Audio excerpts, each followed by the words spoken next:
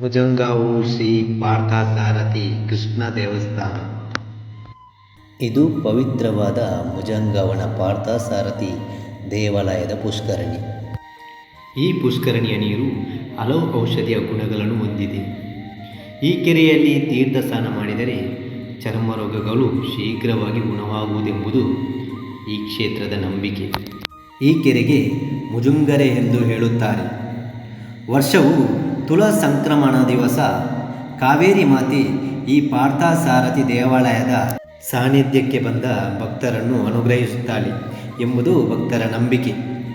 60,000ದಿಂದ 70,000 ಜನ ತುಲಾ ಸಂಕ್ರಮಣ ದಿವಸ ಈ ತೀರ್ಥ ಸ್ನಾನ ಮಾಡಲು ವರ್ಷವೂ ಬರುತ್ತಾರೆ. ಈ ದೇವಾಲಯವು ಇರುವಂತಹದ್ದು ಕೇರಳದ ಕಾಸರಗೋಡು ಜಿಲ್ಲೆಯ ಕುಂಬ್ಳೆಯ ಸಮೀಪದ ಮುಜಂಗಾವ್ನಲ್ಲಿ.